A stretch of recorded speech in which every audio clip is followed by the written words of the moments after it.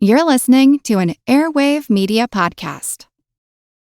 It's back to school season, and Clorox is donating 2 million disinfecting wipes to classrooms across America. Because back to school means things can get a little bit messy. Just ask second grade teacher Mr. Torres. Put me and just one Clorox wipe on a team? We can take on crayon smudges, sticky fingerprints on every surface, sneezes on the door handle, juice box explosion by the sink, snack crumbs, and don't even get me started on the bathroom passes. Clorox disinfecting wipes. Teacher's #1 wipe. Think about it. Bathroom passes. Clean feels good. Based on unit sales data.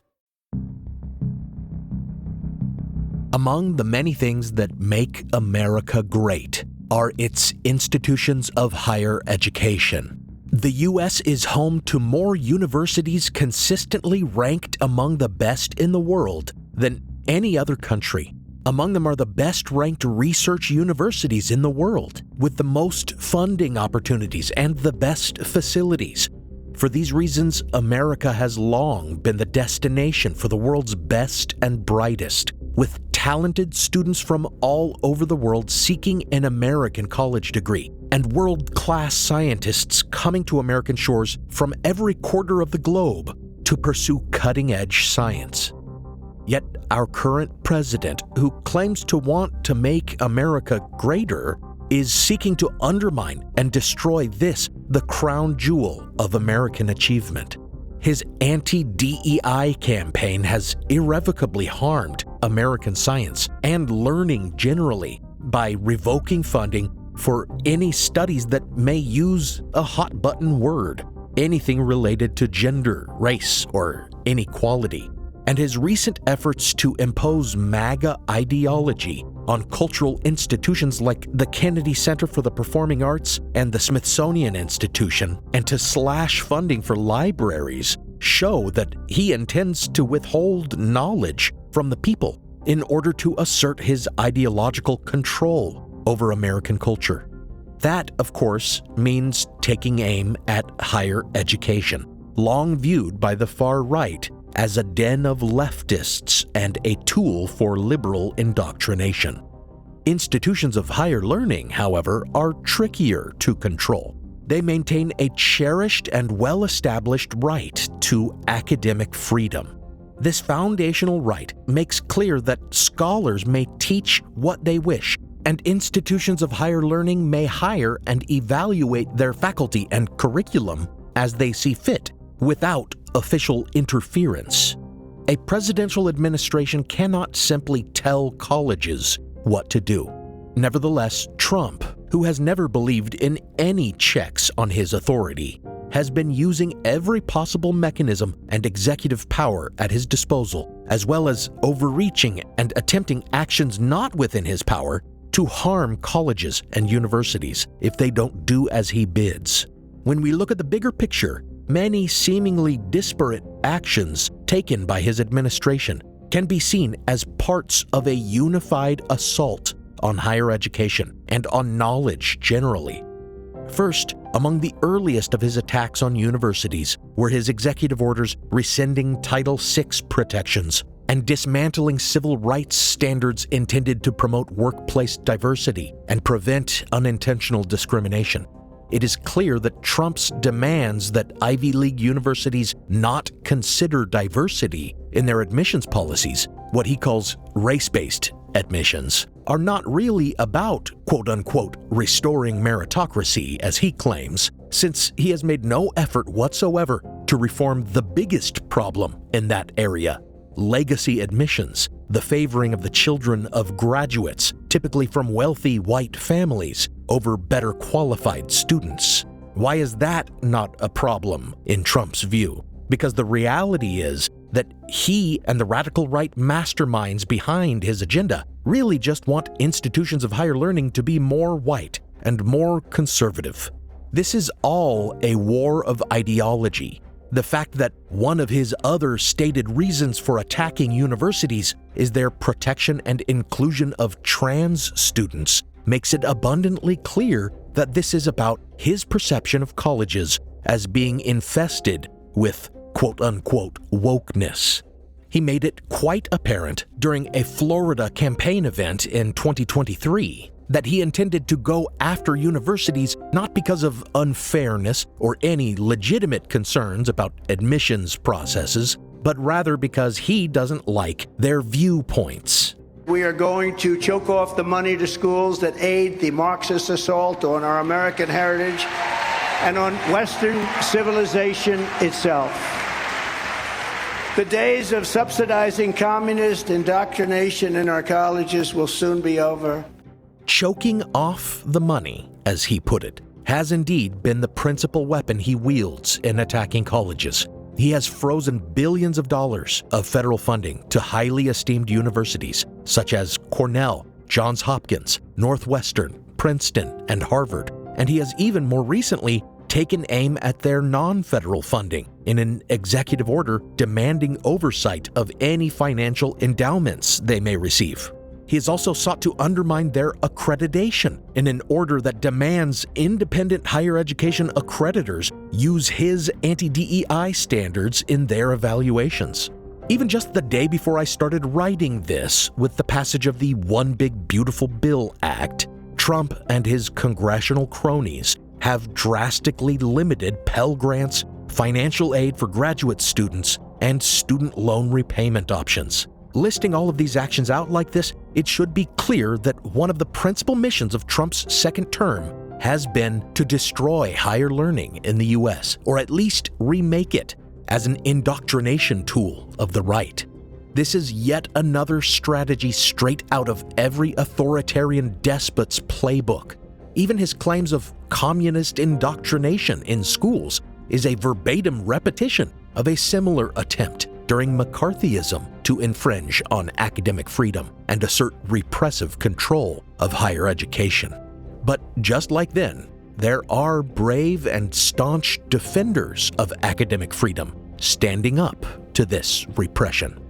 This is Historical Blindness. I'm Nathaniel Lloyd, and as a college professor myself, I take these attacks on academic freedom as a personal assault on my own civil liberties.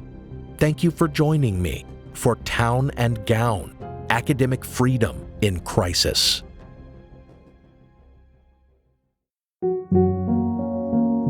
Before I get on with this episode, I want to thank my newest patrons. Thank you, Leif Hassel, Lisanne Hayward, and Acalia.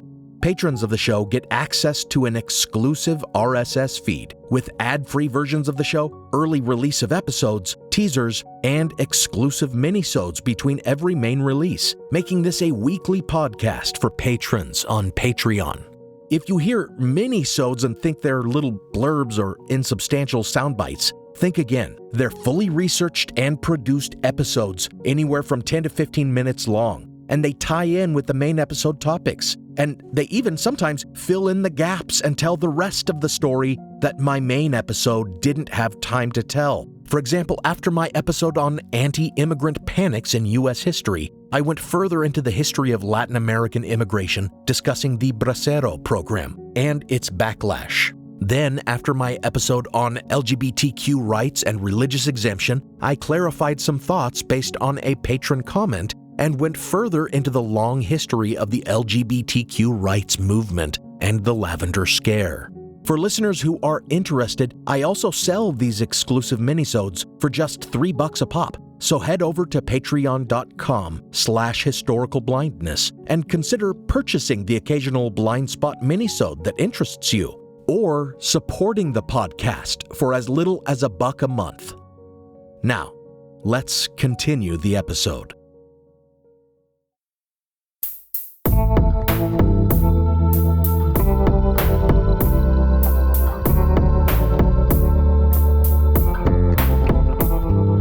Welcome to Historical Blindness. Before continuing with this history of academic freedom and the assaults on it in America's past, I need to address the Trump administration's cover story for their current assault on higher learning.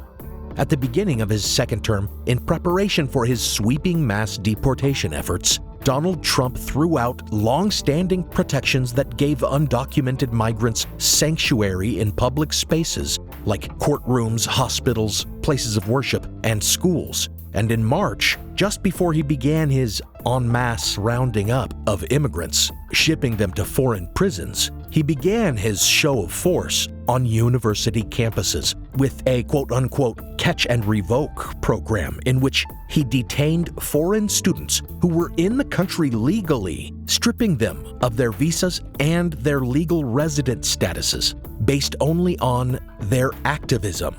First of all, this is a blatant violation of the First Amendment, which bars the government from, quote, abridging the freedom of speech or the press, or the right of the people peaceably to assemble. The right of the people, meaning any people, not just citizens or demonstrators whose views align with the powers that be.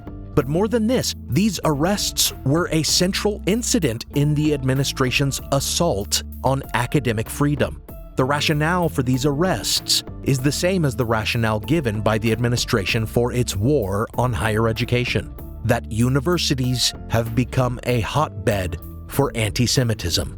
Most of these foreign students had participated in demonstrations against the Gaza war and the Israeli government's treatment of the Palestinian people. I want to be very clear about a few things here. This topic is extremely volatile and divisive, and it deserves its own episode, one that I've so far struggled to produce for a variety of reasons, but which I hope to finally address this summer.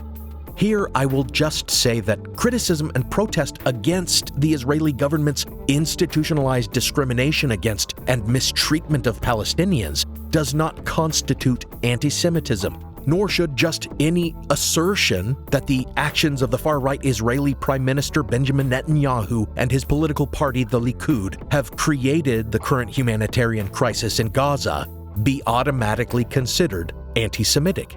Many international watchdog groups like Human Rights Watch and the UN Human Rights Council have criticized Israel for its imposition of a system of targeted oppression and inequality against Palestinians, validly comparing it to South African apartheid. And the International Criminal Court has even issued warrants for the arrest of Netanyahu and his former Minister of Defense for crimes against humanity in directing military attacks against civilians and purposely starving the Palestinian people.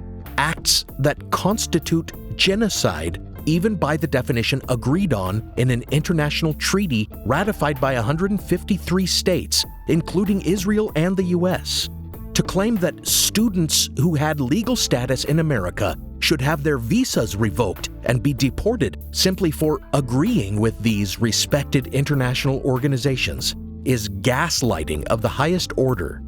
The truth is that these student deportations, in addition to being just another front in Trump's war on immigrants, specifically Muslims and more broadly non-whites, were also just an opening salvo in the all-out war of destruction he has declared against colleges and universities across the U.S., which I have already outlined. This is exposed by the fact that after these arrests, his administration also sought to ban all foreign students to Harvard, a university that has particularly drawn his ire for pushing back against his demands, and more recently, to limit all student visas generally. Cutting off all student visas does not make sense as a measure taken simply to fight anti-Semitism on campus, or even to combat activism that the administration falsely characterizes as support of terrorism. There is clear ulterior motivation.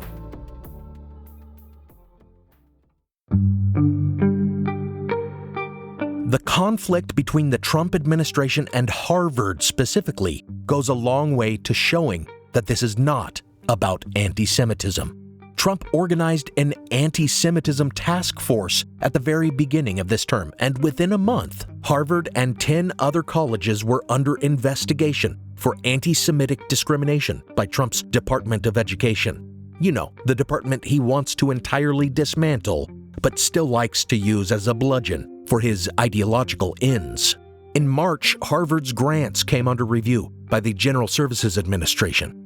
And with this threat to their federal funding made entirely clear, they began sending demand letters to Harvard's president, Dr. Alan Garber. The first, sent on April 3rd, made clear that these threats were not based on genuine concerns about anti-Semitism, since it demanded that Harvard end all DEI programs and ensure better, quote, viewpoint diversity, end quote. It's genuinely surprising that the letter itself wasn't censored for containing the forbidden word diversity, but its message was clear. The Trump administration wants to dictate to Harvard, and surely in the near future, all universities, who they can hire and what they can teach. In a follow-up letter, it was made even clearer, with further demands that Harvard submit to a government-approved external audit to ensure their complete overhaul as an institution, stating explicitly, quote, every department or field found to lack viewpoint diversity must be reformed by hiring a critical mass of new faculty within that department or field who will provide viewpoint diversity. Every teaching unit found to lack viewpoint diversity must be reformed by admitting a critical mass of students who will provide viewpoint diversity, end quote.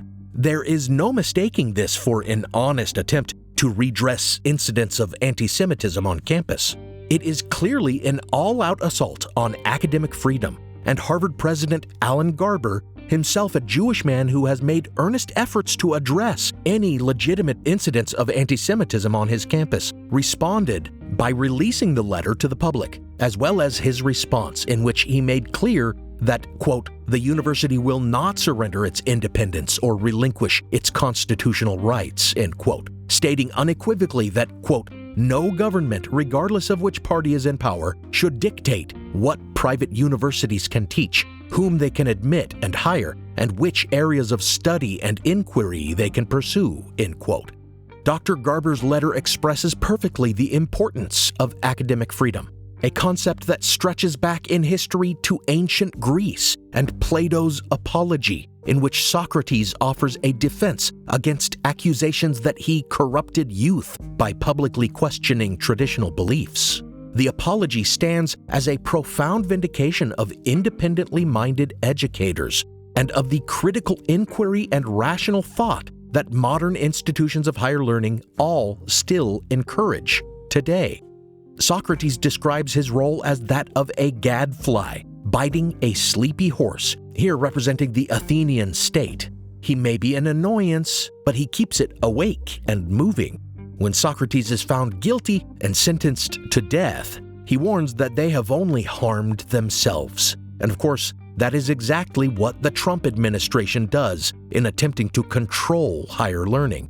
He is doing definite harm to the country and the world, suppressing science and learning, diminishing innovation, erasing history, and weakening one of the major drivers of American leadership in the world. And as we will see, Socrates was right. Throughout history, those who have asserted authoritarian control over education and stamped out academic freedom, as Donald Trump is attempting to do right now, have always been on the wrong side of history. The concept of academic freedom as we know it today grew out of the concept of the autonomy of universities in the Middle Ages. The notion of academic independence can be traced back again to Plato, as his academy and other schools in Greek history were established outside of city walls. However, when the first medieval universities were established, they held lectures in rented halls and developed within towns and cities. As the institutions grew and great importance came to be attached to learning in Western culture, universities were held in high esteem, consulted and even deferred to by kings, emperors, and even popes on matters of great importance in law and theology. Because of that, they were granted the privilege of self-governance and independence, organized after the manner of guilds as autonomous corporations with their own special privileges within the jurisdiction of the towns in which they operated. This independence enjoyed by universities was continually tested throughout the Middle Ages as a result of student unrest. Students from the University of Paris rioted in 1229, breaking into a tavern after its proprietor had a few of them beaten up over an unpaid bar tab. and in retaliation, the city guard tracked down and murdered several students who may not have had any part in the riot at all. In response, the university went on strike, demanding justice from Queen Blanche of Castile, the regent at the time. After 2 years, Pope Gregory IX issued a papal bull that granted the university independence from local authority.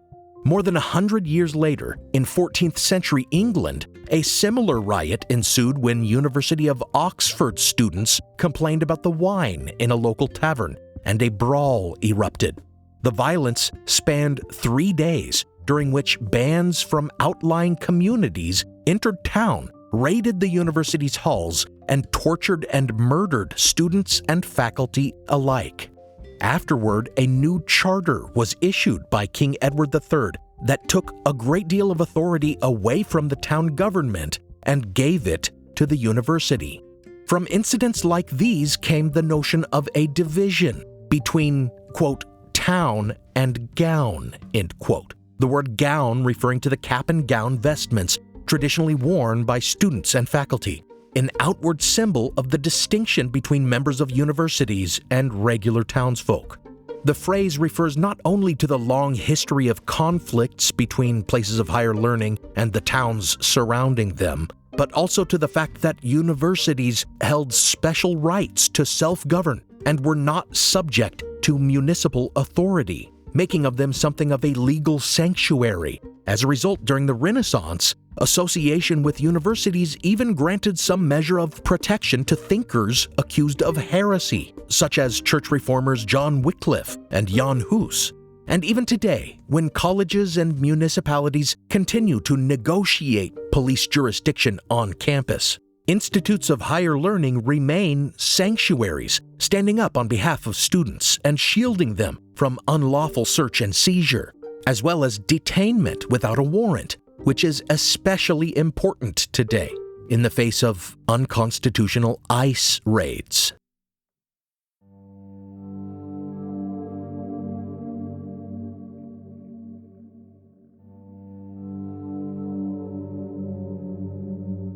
The gowns worn by students in the Middle Ages, a historical legacy we still celebrate today whenever students graduate, were similar to clerical vestments and marked members of a university as being a kind of minor clergy. For medieval universities had evolved from the monastic traditions of the Catholic Church as much as they did from the Athenian Academy. And this close relationship between church and university would survive the Reformation, with institutes of higher learning continuing to be founded for the principal purpose of training ministers. In the New World, of the 9 colonial colleges chartered previous to the American Revolution, 7 of which comprised the majority of Ivy League colleges today, 3 were associated with the Church of England, and 3 others were congregational institutions, while the rest were either Baptist, Presbyterian, or Dutch Reformed. Among the congregational institutions, theology became a point of conflict between town and gown. When Harvard's first president, Henry Dunster, was appointed, after its first headmaster was forced to resign for beating servants and students and possibly serving them food with goat dung in it. At the time, the college was controlled by the governor, his deputy governor, and several local magistrates and elders of churches from surrounding areas. Dunster changed that, instituting a charter that established independence from the government and the church, a system of quote-unquote lay government that would eventually become standard in universities everywhere, seen as a bulwark protecting every college's academic freedom. But when, in 1653, Dunster refused to have his infant son baptized according to Puritan custom, he was viewed as falling into heresy. Within a year, despite the autonomy of the university that he had established, he was forced by the local community to resign. It was the first time in American history that a college official would be forced out of his position based solely on his personal beliefs, making Dunster the first victim of official encroachment on academic freedom in the U.S. early lessons in academic freedom can also be found in the history of another Ivy League university sponsored by congregational clergy, Yale, which was founded by Harvard graduates. Thomas Clapp, the rector and later president of Yale College, was a defender of orthodoxy and a vocal critic of the Great Awakening, a religious revival led by itinerant evangelical ministers. Clapp was something of an authoritarian when it came to theology, denying students their degrees if they espoused views he disliked, and eventually alienating the whole community of New Haven by demanding that Yale students stop attending worship services elsewhere and only attend the Orthodox services he organized himself. But despite his own intolerance of intellectual freedom, he did establish a new charter for the institution that, following the Harvard example, ensured the college's autonomy despite calls for legislative oversight of the institution. The result was a decades-long adversarial relationship between the Connecticut government and Yale, resolved only when a later college president, Ezra Stiles, capitulated and granted the governor, the lieutenant governor, and 6 counselors positions in the college's government, weakening its autonomy for the next 80 years. So as we see, the development of academic freedom in the U.S. came only in fits and starts at first.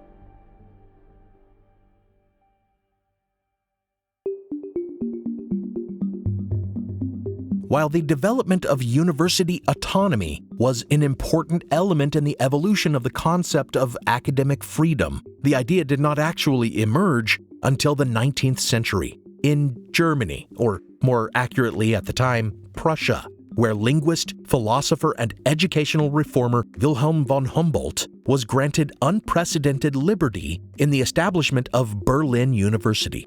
Humboldt espoused a holistic notion of education, encouraging the integration of disciplines with the ideal goal of reaching for comprehensive knowledge. His model of education led to the modern-day concept of research universities, in which institutions of higher learning produce and certify knowledge in addition to transferring it to students. And he realized that these goals could not be achieved with constant interference from the state. Therefore, he recognized the need for a freedom of scientific inquiry and a freedom of instruction, or Lehrfreiheit, as it came to be called in German, a, quote, freedom to teach, end quote. These nascent concepts of the research university and of academic freedom thereafter spread across the world. In America, in the wake of the Civil War, as numerous private research universities were being founded, like Cornell, Stanford, and Johns Hopkins, it came to mean both less and more.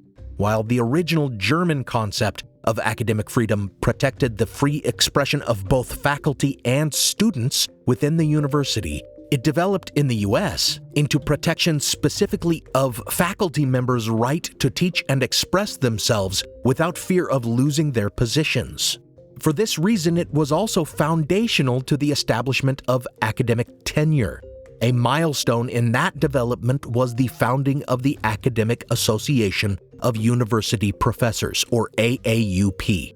At the end of the 19th century, a Stanford professor named Edward Ross was outspoken in his criticism of the railroad industry and of those who profited by it, including the Stanford family. Jane Stanford, the founder of his university, called for the termination of his employment. But the president of the college was reticent to fire faculty simply for their political views, as the notion of academic freedom was, by then, pretty well established. However, when Ross afterward made some atrocious public remarks about Asian migrant laborers, calling for the mass deportation of all Japanese immigrants, the university called for his resignation.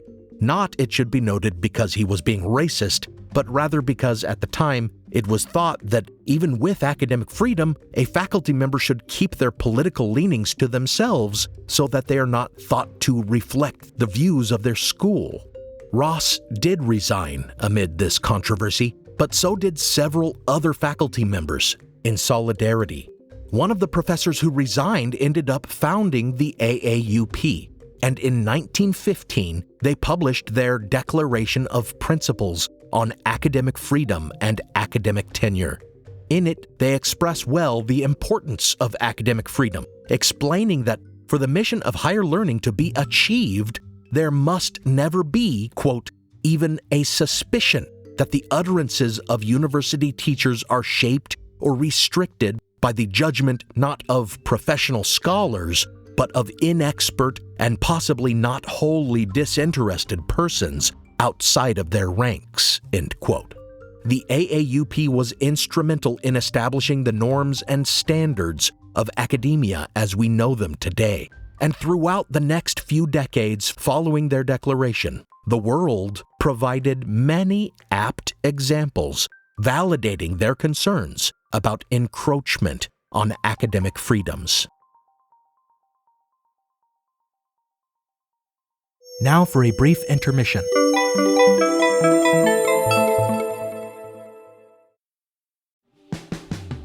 Every summer, I'm careful to avoid getting burned. My summer plans always include applying sunscreen so I can attend barbecues and protests without worrying about getting scorched. And when I make my plans by making phone calls, I also don't want to get burned by an outrageous wireless bill. That's why I switched to a Mint Mobile plan and saved enough to take a summer vacation.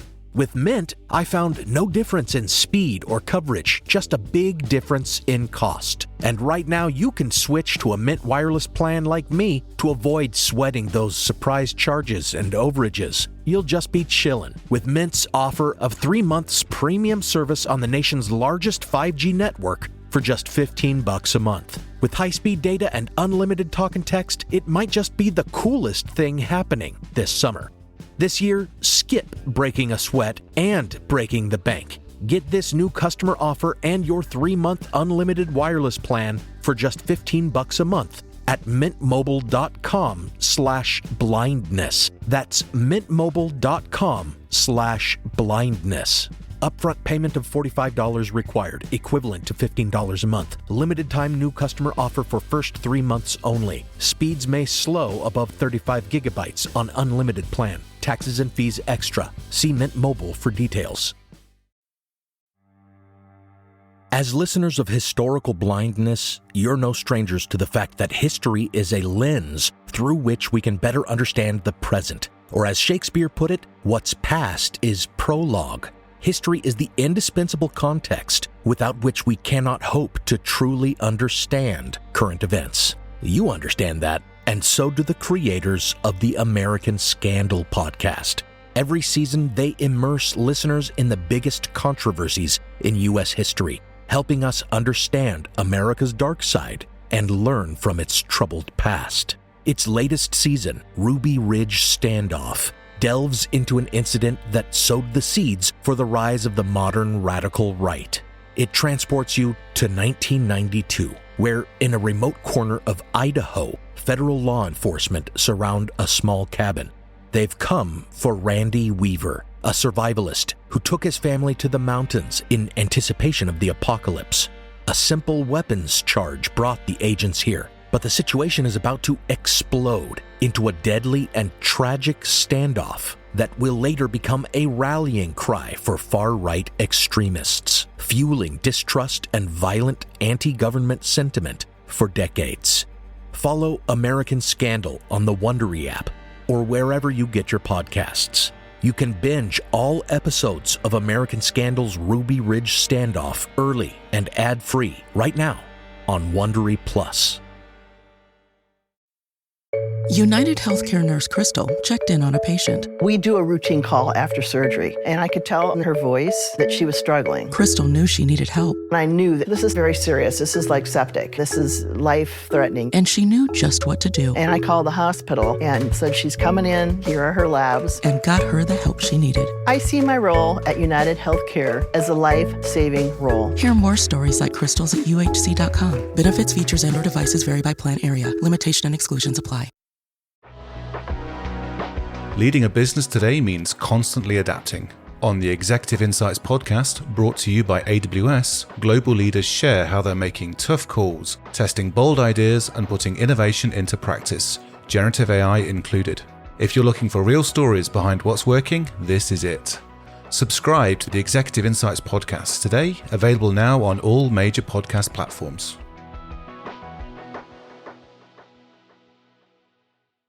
Now, back to the show.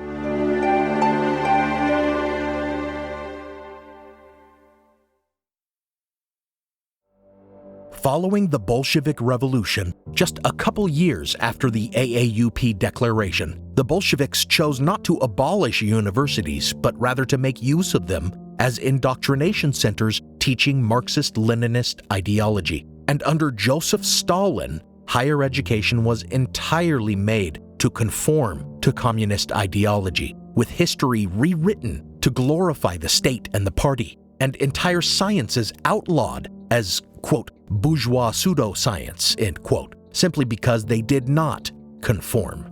Trump today may say he wants to root out communism in higher education, but what he's doing, sanitizing history until it is mere hero worship and attempting to purge any science that uses words he dislikes, is right out of Stalin's playbook.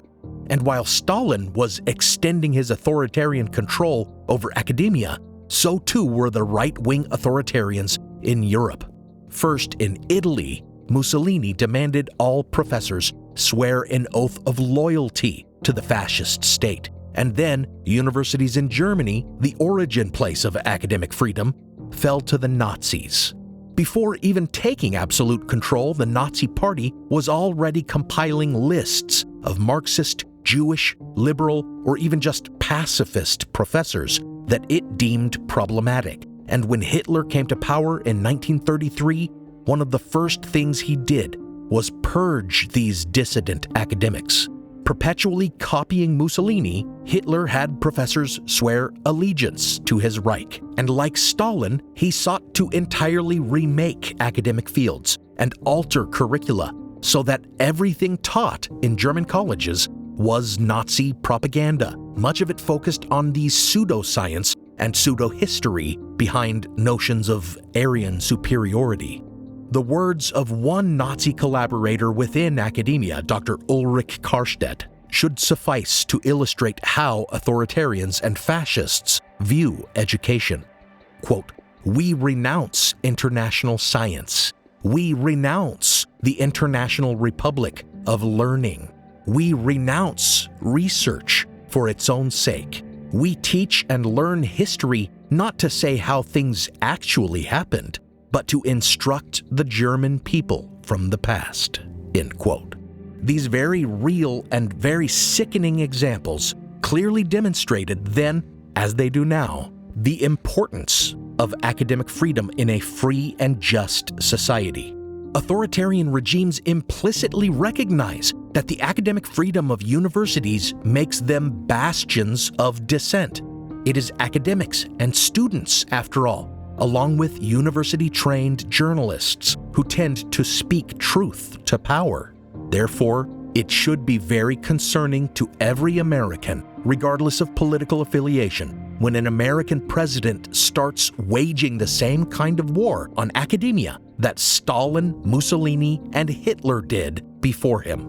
And while this is not the first time in history since the AAUP's 1915 declaration that academic freedom has come under official attack, it must be remembered that every other episode of U.S. history during which this has happened is now viewed as a shameful chapter in our past. In 1940, the AAUP restated and further developed its principles on academic freedom and tenure, and academic freedom in the U.S. remained strong throughout the war.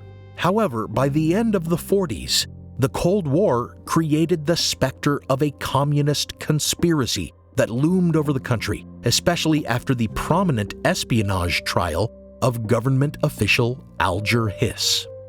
The same year, universities all over the country gave in to the panic and began firing faculty who were members of the American Communist Party, and then voluntarily instituting loyalty oaths. During these years, the anti-communist American Legion published numerous articles fanning the flames of the Red Scare and creating panic about quote-unquote red professors. With Senator Joseph McCarthy's witch hunts in full swing in the 1950s, the House Un-American Activities Committee regularly called professors to defend themselves against accusations of disloyalty. The number of college faculty members affected all over the country was enormous. Many universities have their own stories about faculty members being accused and their students protesting and insisting on their academic integrity. One prominent example to illustrate comes from the University of Michigan, where mathematics professor Chandler Davis, a lifelong member of the American Communist Party who had previously refused a position with UCLA because of their requirement that he take a loyalty oath, refused to cooperate with the HUAC. While some of his fellow faculty pled the Fifth, he pled the First Amendment, hoping to take his case all the way to the Supreme Court and seek a ruling based on his freedom of speech and academic freedom, that his political affiliations were not illegal and should not affect his teaching position. Instead, Davis ended up a political prisoner, serving prison time for refusing to bow to the authoritarian pressure placed on him and other teachers during those years. In another case, the progressive Antioch College in Ohio was targeted by the HUAC, which paid a former communist turned FBI informant named Harvey Matisow to uncover the active communists there. Matisow obliged, naming many faculty and claiming that a full quarter of the student body were disloyal to the country. But he would later reveal that all his accusations were knowingly false. He had perjured himself for money. In 1958, the repression of McCarthyism extended even to prospective college students. The National Defense Education Act, which provided education funding in an effort to boost U.S. science during the Cold War, included a requirement that any beneficiary of federal student loans must swear a loyalty oath. This mandate drew the protest of the AAUP and many other institutions of higher learning. Eventually, it was professors and students standing up to the HUAC that finally turned the tide of opinion against them. In San Francisco in 1959, the committee subpoenaed 40 teachers, and a group of college professors formed SAFE, San Franciscans for Academic Freedom and Education, building a broad bipartisan coalition of opposition to HUAC activities as government overreach. This opposition led the HUAC to cancel their hearings for the first time ever. But a year later, they returned, subpoenaing nearly 50 teachers. During that time, support for the anti-communist witch hunts had further eroded, and opposition in San Francisco was even stronger. More than 1,000 protesters demonstrated during the first day of their hearings. On the second, the police used force against student protesters, clubbing them and turning fire hoses on them in a day of violence remembered as Black Friday. On day 3, rather than being intimidated, the number of protesters swelled to 5,000. The events in San Francisco in 1960 spelled the eventual doom of all HUAC hearings and of McCarthyism generally, and a victory for academic freedom.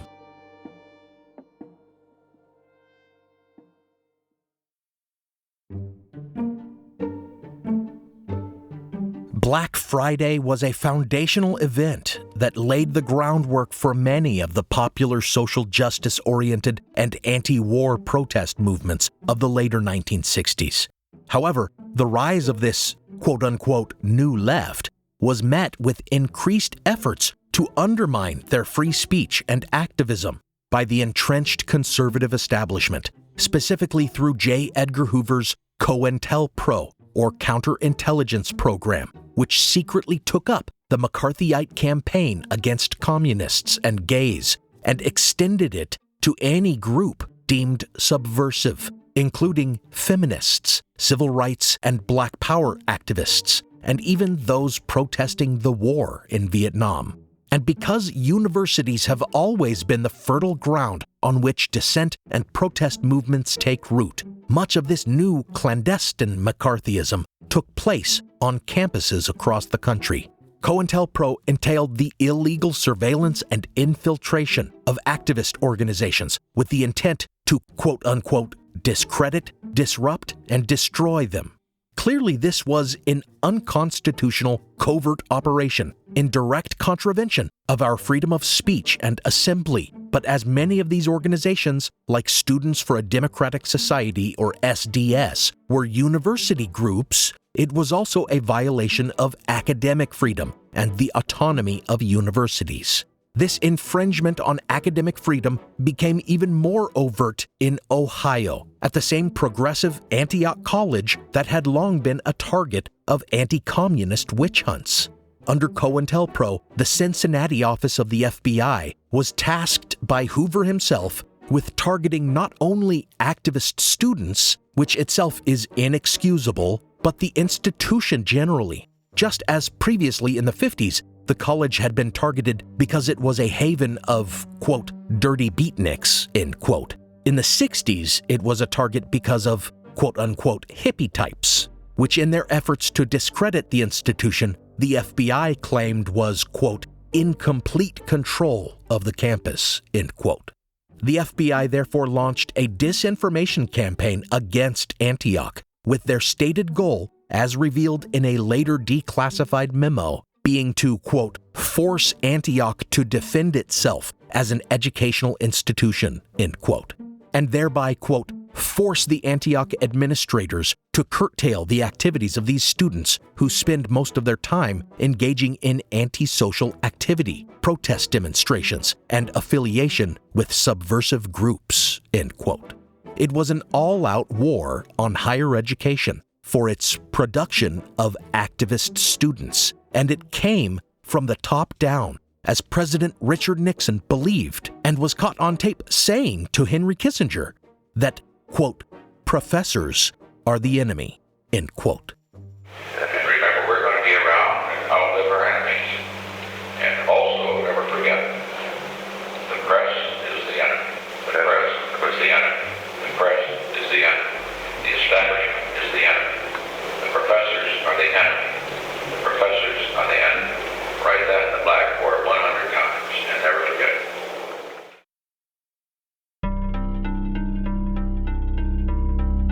And finally, the most shameful and enraging chapter in this history arrived in May 1970 on another Ohio college campus where COINTELPRO agents had also been active in surveilling and infiltrating an SDS group.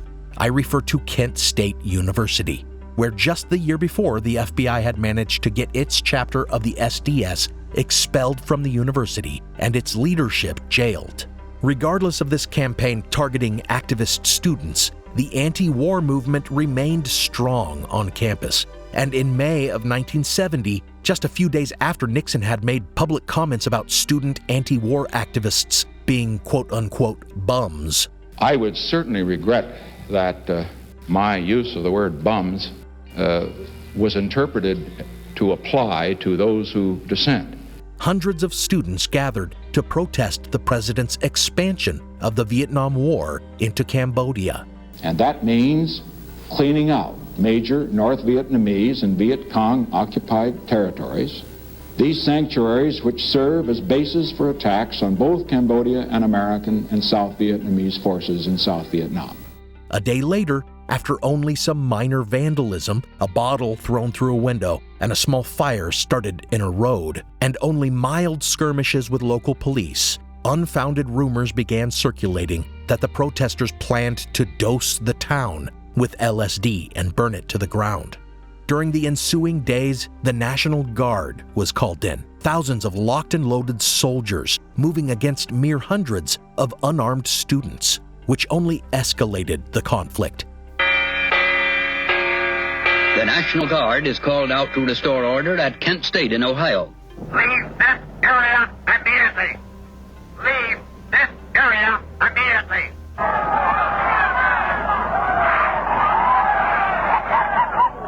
During the ensuing days of unrest, with protesters guilty of little more than throwing stones and middle fingers, the Ohio National Guard tear-gassed crowds and injured protesters with bayonets. Then, finally, during a moment when the protesters were farther away than the length of a football field and posed no imminent threat, these guardsmen opened fire, shooting armor-piercing rounds into the crowd, murdering 4 unarmed students and injuring 9 others. Guardsmen, harassed by rock throwing and name calling, fire into a group of students. 4 students are killed and 9 injured. Afterward, the guardsmen told inconsistent and false stories about being surrounded or hearing sniper fire, and ever since, it has been consistently denied that any order to fire on the demonstrators had been given. But in 2007, a reel-to-reel audio tape recorded by a Kent State communications student that day was discovered. Forensic audio analysis has determined that an order to fire can be discerned on the tape.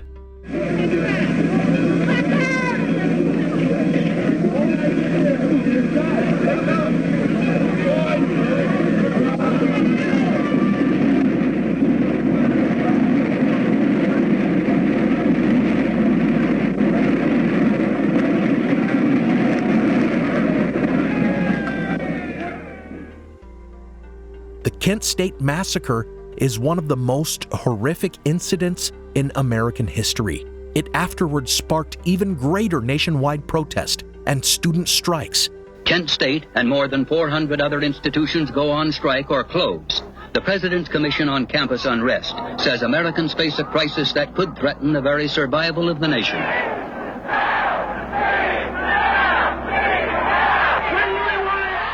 And even more violence against student protesters on university campuses. In New Mexico, some 10 anti-war demonstrators were bayoneted by the National Guard. In New York, anti-war protesters specifically protesting the Kent State murders were attacked by construction workers, injuring 100 in what was called Bloody Friday, and now is remembered as the Hard Hat Riot. Students protesting the incursion into Cambodia are met by construction workers. The flag-waving hard hats break up the demonstration.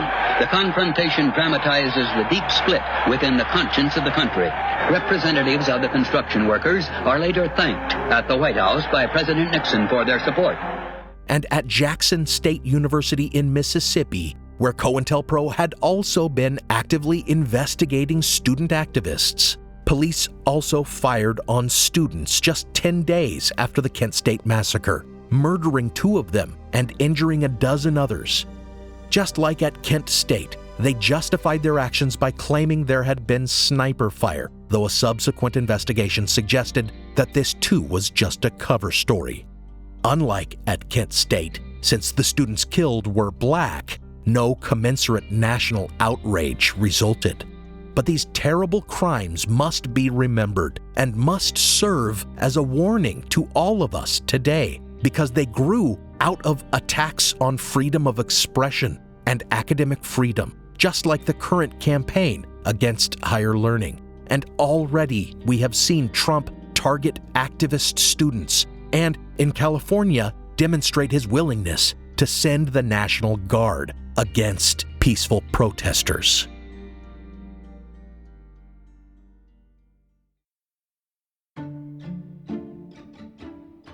The current assault on academic freedom and political activism on American campuses did not begin with Trump's latest term. In 2021, the far-right political organization Turning Point USA, which ironically started out itself as a student political organization, launched a website called Professor Watch List, where just like during the Red Scare and the worst days of the HUAC witch hunts, they compile a list of professors considered quote-unquote radical. Since then, multiple states have launched their own attacks on academic freedom. Tennessee has forbidden the teaching of quote-unquote divisive concepts and maintains their own online form for reporting professors. Florida's Stop Woke Act effectively instituted an educational gag order on select topics disliked by the right. Now numerous other states have followed suit with gag orders of their own. make no mistake, this is not Trump alone. America has a far-right authoritarian problem, and far-right authoritarians all despise education. When Trump is gone, assuming he actually follows the law and leaves office, his VP, J.D. Vance, is a likely candidate for his replacement. And Vance, himself a Yale grad, once in a 2021 speech actually said the quiet part out loud and argued that opposing higher education is the only way to carry out the far-right agenda. Where does their authority come from? It comes from the piece of paper that hangs up in the office walls of every single one of them, the university diploma. And we subsidize, we support, and in our own ways, all of us reinforce the power of universities to control our lives and control how we live them. We have got to get out of the mindset that the only way to live a good life in this country, the only way for our children to succeed, is to go to a four-year university where people will learn to hate their country and acquire a lot of debt in the process. That is a necessary component of our ideas ultimately carrying the day. In his concluding remarks, he even quoted Nixon and called professors the enemy. And there was a wisdom in what Richard Nixon said approximately 40, 50 years ago. He said, and I quote, "The professors are the enemy."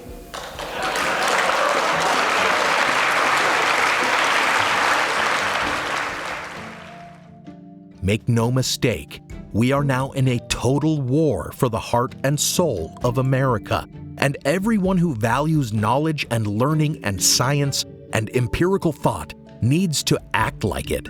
They need to stand firm against the right, just like Harvard is doing.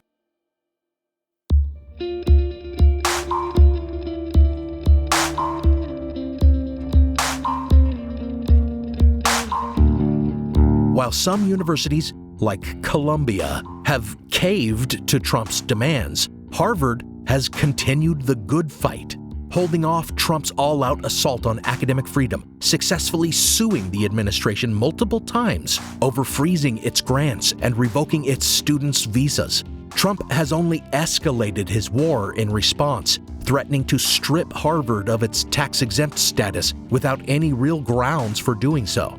Some believe that Trump has targeted Harvard so aggressively because they have pushed back, but others think it may be because Harvard is a powerful symbol of higher learning as America's first and arguably most prestigious college. It is thought that if Harvard capitulates, all universities will. But of course, it is not just the faculty and administrations that must stand up for academic freedom and oppose tyranny. It is the students as well. As we have seen elsewhere, academic freedom and the independence of higher learning is in jeopardy all over the world, wherever authoritarians seek absolute centralized power. In Hungary, autocrat Viktor Orban accused Central European University of promoting quote-unquote gender ideology and compelled the college to relocate its campus to Vienna, effectively driving them out of the country. In India, authoritarian nationalist Prime Minister Narendra Modi has, just like Trump, been attacking institutions of higher learning in the country as being, quote, anti-India, end quote, and has even begun imprisoning professors simply for being critical of his government. As is the case in America, hope in those countries lies not only with the universities themselves resisting, but also with their students standing up to injustice and authoritarianism. In Bangladesh, just last year, student protesters were gunned down for their pro-democracy demonstrations, and the result was a mass democratic uprising led by students that overthrew the former regime. Likewise, in Pakistan, taking inspiration from the July Revolution in Bangladesh, a mass student protest movement has stood up to the government's illegal political imprisonment of its former prime minister, Imran Khan. According to the Academic Freedom Index, these countries rank very low, and it may be thought that the U.S. is still far better off than they are. However, the U.S. now ranks below Canada, Mexico, most South American states, and every European nation in academic freedom. it only places in the top 40 to 50%, in 85th place. And I'm willing to bet that when the events of 2025 are taken into account, it will plummet even further. The far-right radicals in power right now have no intention of making America great, but they do want a reversion, a retrogression to a past when knowledge was suppressed in order to maintain Christian hegemony, patriarchal control, and white supremacy. If students and faculty in America are going to rise up for democracy and freedom, now is the time. Organize, protest, strike. Do exactly what they worry will do. Be the threat to their power grab that they fear.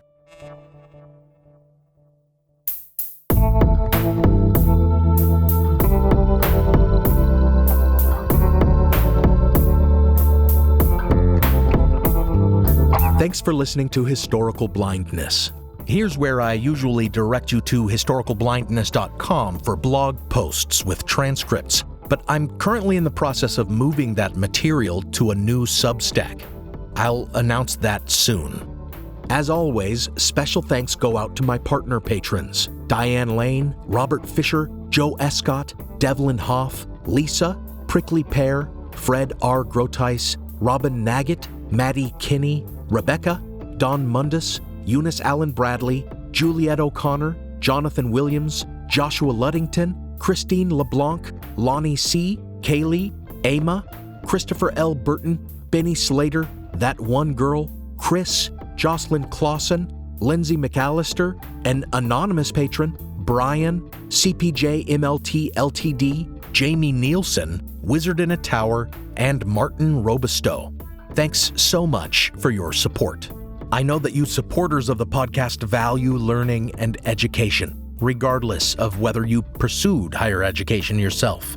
I think one of the most important values that higher education instills is the desire for knowledge and a habit of lifelong learning. And podcasts are maybe the best technological development since the printing press for the encouragement of lifelong learning. I know that listening to high-quality podcasts and researching and creating this podcast has been like a second education for me. So share this podcast with everyone you know who loves to learn.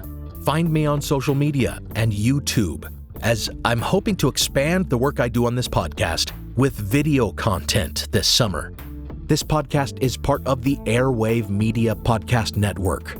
Visit airwavemedia.com to listen and subscribe to their other fine shows, like The Constant and Who Did What Now. Some music on this episode was licensed through a Blue Dot Sessions blanket license at the time of the episode's publication. Additional music is by Kai Engel and by Kevin MacLeod, licensed under a Creative Commons Attribution license. Check out the show notes for a list of the tracks used. You can support the show by pledging on Patreon or by making a one-time donation on PayPal. Find those links in the show notes, or find me on Venmo at Historical Blindness. Until next time, just know that whenever you hear people on the right demean teachers and complain about college education, unless their critiques are about issues of genuine concern, like affordability, accessibility, or equality of outcomes and achievement, they are not honestly trying to improve education.